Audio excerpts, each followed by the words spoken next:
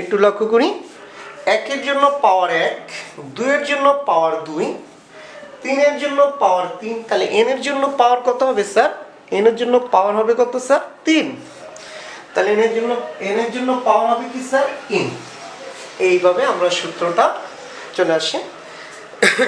আবার আমি বিষয়টাকে তোমাদেরকে বোঝানোর চেষ্টা করতেছি, খেয়াল করো। আমাদের 2.2 এর যে সূত্রটি আছে, সূত্রটি হচ্ছে c সমান p * 1 + r whole to the power n। c হচ্ছে কম্পাউন্ড, তো কম্পাউন্ড যেটা কম্পাউন্ড প্রিন্সিপাল বলা হয় বা কম্পাউন্ড চক্রবৃদ্ধি মূলধন, p হচ্ছে প্রারম্ভিক মূলধন, আর হচ্ছে মুনাফার হার, n হচ্ছে স্যার সময় বা তো ধরে নিচ্ছি স্যার প্রারম্ভিক মূলধন বা আসল p, শতকরা মুনাফার হার ধরছি স্যার r। তাহলে দেখো স্যার 1 বছর অন্তর চক্রবৃদ্ধি মূলধন আমরা জানি আসল যোগ মুনাফা। তাহলে আসলে এই যে p আর হচ্ছে pn আর p আর n এর মান হচ্ছে কি স্যার 1, কারণ হচ্ছে কি স্যার 1 বছর কি 1। তাহলে দেখো স্যার n 1, তাহলে 1 বছরে কি থাকলো স্যার p আর p কমন নিলে কি হলো 1 + r। এটা তখন আমি দিইনি, আসো তাহলে পাওয়ার 1 দেওয়া যায়, যে কোনো সংখ্যা বা রাশির উপরে কি পাওয়ার কি 1 থাকা যায়, কোনো সমস্যা নেই। এবার দ্বিতীয় বছর অন্তর চক্রবৃদ্ধি মুনাফা, দেখো এই হচ্ছে আসল, এই হচ্ছে কি মুনাফা। তো মুনাফা হচ্ছে কি p, এটুক total p n r। n 1 বছর কিভাবে দেখো, আমি এখানে ধরেছি 2020, এখানে হচ্ছে কি স্যার 2021। তো 20 থেকে 2021 এর মধ্যে কয় বছর স্যার? 1 বছর। তাহলে n এর মান কত? 1। তাহলে আসো কত স্যার r। তাহলে এখানে যা ছিল তাই, এখানে যা ছিল তাই, এই 1 এর সাথে আর গুণ করলে r, আমি কমন নিয়েছি p * 1 + r, কমন নিয়ে কি থাকে স্যার? থাকে এই যে দেখো এখানে কিছুই থাকে না, 1 প্লাস এর প্লাস, এখানে থাকে কি r। তাহলে যেহেতু রাশিটি কয়বার গুণ স্যার? 2 বার, পাওয়ার হবে কত স্যার? 2। এবার তৃতীয় বছরান্তে চক্রবৃদ্ধি মূলধন, দেখো স্যার এই যে আসল, এই যে আসল কত, এই যে দ্বিতীয় বছরের এই আসলটা হবে তৃতীয় বছরের চক্রবৃদ্ধি মূলধন, দ্বিতীয় বছরের চক্রবৃদ্ধি মূলধন হবে তৃতীয় বছরের কি আসল। তাহলে এখানে কি স্যার p * 1 + r, আর এখানে হলো এই p n 1 বছর। তুমি দেখো 2021 থেকে 2022 কত 1 বছর, তাহলে আসে কত স্যার r। তাহলে এই যে রাশিটা 1 এর সাথে আর গুণ করলে, তোমরা একটু লক্ষ্য করো 1 এর সাথে এই যে 1 এর সাথে আর গুণ করলে স্যার r, তাহলে p 1 + r whole square common নিলে এখানে কিছুই নাই, মানে 1, এই প্লাস এর প্লাস, এখানে থাকলো স্যার r। তার মানে এখানে কতবার রাশিটা, এই রাশি এখানে পাওয়ার 2, এখানে পাওয়ার কত 1, 2 আর 1 যোগ করলে কত আসে স্যার 3। ওকে, তাহলে স্যার আমরা বলতে পারি n বছরান্তে চক্রবৃদ্ধি মূলধন কি হবে স্যার? 3 এর জন্য দেখো স্যার এখানে 3, 2 এর জন্য এখানে হচ্ছে কি স্যার 2, আর এখানে 1 এর জন্য পাওয়ার হচ্ছে কি 1। সুতরাং n এর জন্য পাওয়ার কত হবে? n। সূত্রটা মনোযোগ সহকারে মনে রেখো, c সমান হচ্ছে p * 1 + r whole to the power n, p * 1 + r whole to the power n। Clear sir? এবার তো স্যার 8 নম্বর কোশ্চেনটা দেখেন, বার্ষিক শতকরা 10 টাকা মুনাফায় 5000 টাকার 3 বছরের সরল মুনাফা ও চক্রবৃদ্ধি মুনাফার মধ্যে পার্থক্য কত হবে? তা আমরা চিহ্নিত করি কি কি দেওয়া আছে। আর মুনাফার হার 5000 টাকা আসল, p সমান কত স্যার? প্রারম্ভিক আসল p সমান কত? 5000 টাকা। সময় স্যার n ইকুয়াল হচ্ছে স্যার 3 বছর। ওকে, এবার আমরা বের করব স্যার সরল মুনাফা মূলত স্যার i ইকুয়াল কি p n r।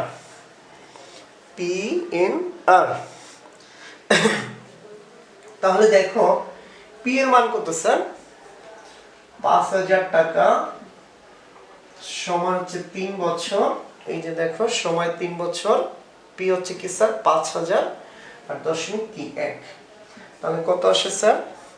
আমরা ক্যালকুলেটরে যোগ দিই, 15,000 টাকা। 1500 টাকা আসবে। দেখো 1500 টাকা আমরা যদি ক্যালকুলেটরে করি তাহলে আসে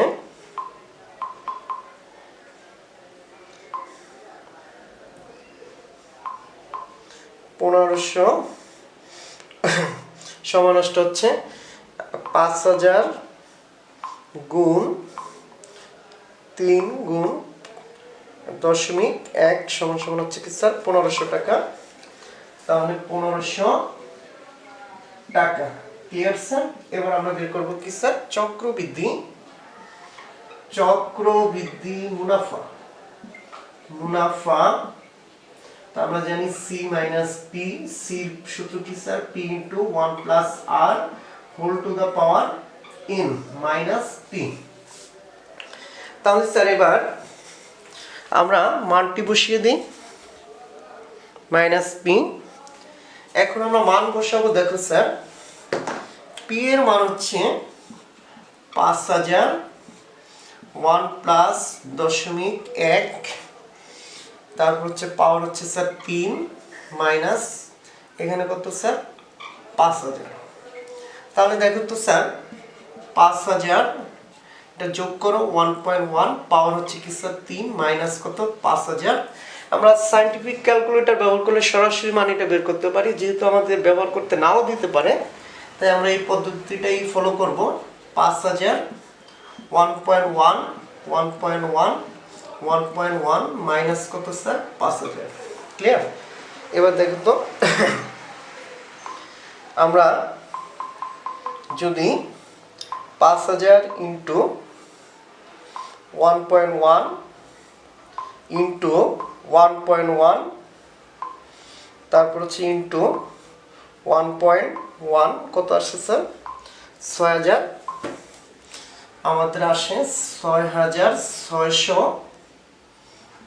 6655 মাইনাস হচ্ছে স্যার কত 5000।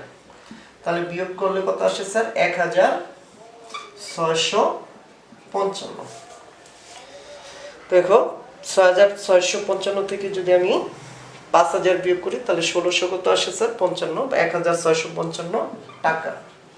এবার আমার কি চাইছে স্যার পার্থক্য। তো পার্থক্য 1655 থেকে এই যে আমার সরল মুনাফা হচ্ছে কত স্যার 5000, আমরা যদি বিয়োগ করি কত আসে স্যার 155 টাকা। 0.55 যে বিয়োগ করলাম 155 টাকা। Clear sir? ওকে, তারপর আমরা চলে যাই 9 নম্বর কোশ্চেন। 9 নম্বর কোশ্চেনটা দেখো, 9 কোশ্চেন হচ্ছে একই হার মুনাফায়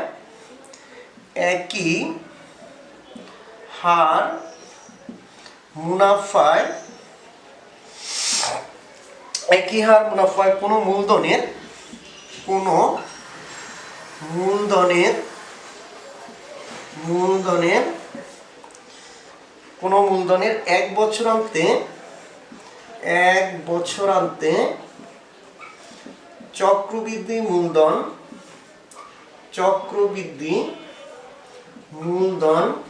6500 টাকা। 6500 টাকা। একই হার মুনাফায় কোনো মূলধনের 1 বছরান্তে চক্রবৃদ্ধি মূলধন 6500 টাকা ও 2 বছরান্তে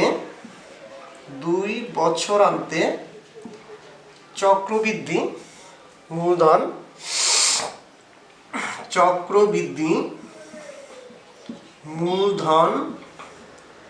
কত 2 বছরান্তে চক্রবৃদ্ধি মূলধন হচ্ছে স্যার 6760 টাকা। তো এখানে প্রশ্ন হচ্ছে কি স্যার মূলধন কত।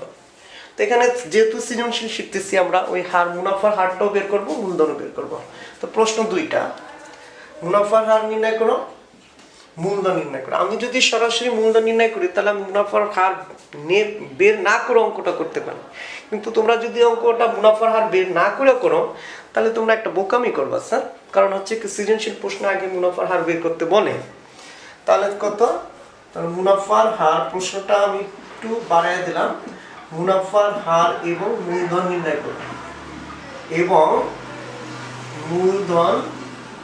নির্ণয় করো ওকে।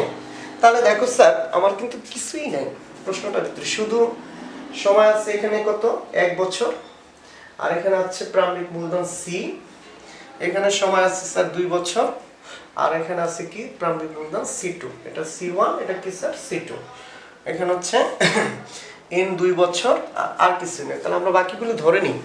ওকে, তা আমরা লিখব সমাধানে চলে যাই। দেখো স্যার, সমাধান আমরা লিখব, মনে করি প্রারম্ভিক মূলধন, প্রারম্ভিক মূলধন মূলধন P এবং মুনাফার হার P ইকুয়াল মুনাফার হার R। ওকে, এবার আসো তাহলে স্যার, তো আমরা লিখব 1 বছরান্তে চক্রবৃদ্ধি মূলধন, তা আমরা জানি C সমান সমান কত sir, P into 1 plus R whole to the power n। এখানে P এর মান জানি না 1, R এর মান আমরা জানি না, n এর মান আমরা জানি স্যার 1। তাহলে দেখো এটা হচ্ছে আমাদেরকে 1 বছর অন্তর সূত্র দেওয়া চক্রবৃদ্ধি মূলধন, আর আমাদের প্রশ্ন দেওয়া আছে কত স্যার, 6500।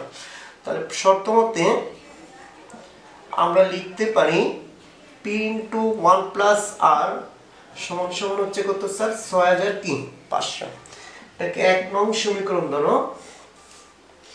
এবার স্যার আমরা আসি দ্বিতীয় অংশটুকু। আমরা যদি দ্বিতীয় অংশে যাই, আবার 2 বছরান্তে চক্রবৃদ্ধি মূলধন, এখানে দেখো এখানে n লিখো, n বছরান্তে চক্রবৃদ্ধি মূলধন C সমান সমান P into 1 plus R whole to the power n। তাহলে এবার n এর মান কত স্যার, 2, তাহলে 1 প্লাস R, এখানে আমরা লিখব 2, পাশে রাখো n সমান সমান 2 বছর, আর এখানে n সমান সমান কত স্যার, n সমান সমান 1 বছর। ক্লিয়ার? এবার আসো, তাহলে এখানে C এর মান কত স্যার, 6760 টাকা।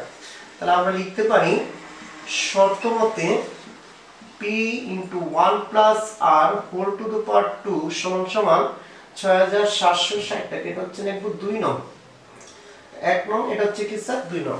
এবার দেখো এখানে দুইটি চলক, একটা P আর একটা হচ্ছে R, এখানে হচ্ছে PR। তো এই দুই চলকের মাঝে কি চিহ্ন আছে স্যার, গুণ। এখানে কি চিহ্ন আছে, গুণ। এই যদি গুণ থাকে সব সময় তোমরা মনে রাখবা যে সর্বসময় যদি দুইটি চলকের মাঝে গুণ থাকে, তাহলে আমরা সেই ক্ষেত্রে ভাগ করব। কি করব স্যার, আমরা কি ভাগ করব। তাহলে যদি ভাগ করি, তাহলে ভাগ 2 নং ভাগ 1 নং, তাহলে 2 ভাগ বাম পক্ষ নিচে বাম পক্ষ, এই দেখো বাম পক্ষ, এই নিচে লিখবো কি স্যার, বাম পক্ষে, এই যে বাম পক্ষ, আর ডান পক্ষে নিচে লিখবো স্যার ডান পক্ষ। তো 6760 নিচে হচ্ছে কি স্যার 6500। এবার দেখো পিপি কি কাটা, এখানে কয়টা স্যার, 2টা, এখানে কয়টা, 1টা, তো কয়টা রইল স্যার, বা তোমরা নিচে নিচে লিখবা, পাশে পাশে না, আমি সামনে যে আবার একটু বোঝানোর জন্য। বা আছে আমরা যদি ভাগ করি তাহলে কত আসে, 1 প্লাস R, উপরে 2টা নিচে 1টা, কাটলে উপরে কয়টা থাকে স্যার, 1টা, সমান সমান আমাদের আসে দেখো স্যার মানটা আসে, আমরা যদি ভাগ করি 6760 ভাগ করব 6500, তাহলে ভাগ করলে আমাদের আসে 1.04। ওকে স্যার, তাহলে বা R সমান সমান আসে কত স্যার, 1.04 মাইনাস কি স্যার 1, তাহলে বা R সমান সমান আসে কত স্যার 0.01। এটাকে পার্সেন্টেজ নিয়ে যাও 100%, তাহলে আসে কত স্যার 4%। ক্লিয়ার?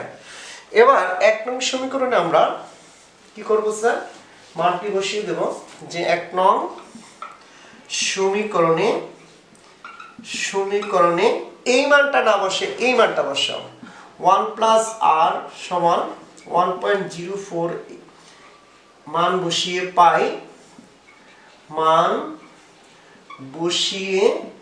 পাই স্যার এক নং সমীকরণটা কি ছিল দেখো তো p ইন্টু 1 প্লাস আর সমান সমান হচ্ছে কি স্যার 6500।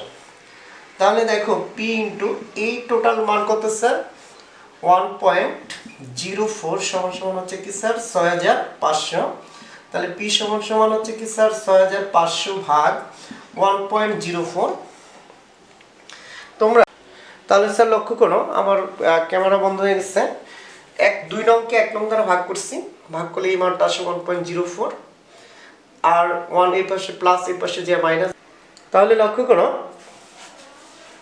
বারবার ক্যামেরাটা কেন জানি বন্ধ হয়ে যাচ্ছে বুঝলাম না। p আমরা এই 2 নং সমীকরণকে 1 নং সমীকরণ দ্বারা স্যার ভাগ করছি। 2 নং সমীকরণটা হচ্ছে p ইনটু 1 প্লাস আর বাম পক্ষ ছিল এটা, আর 1 নং এর বাম পক্ষ ছিল p ইনটু 1 প্লাস আর।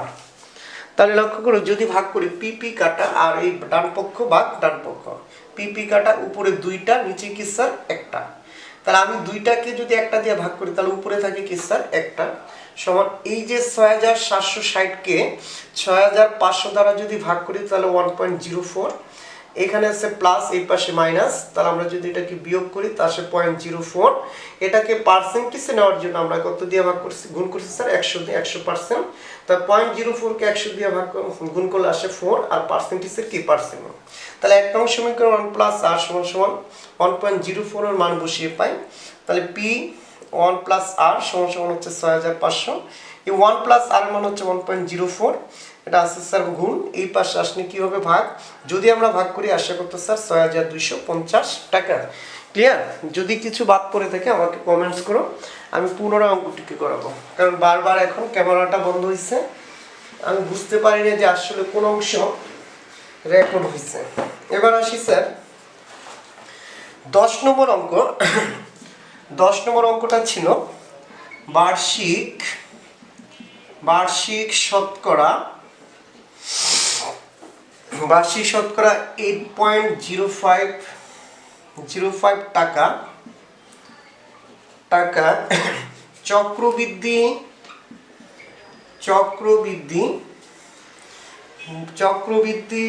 মুনাফায়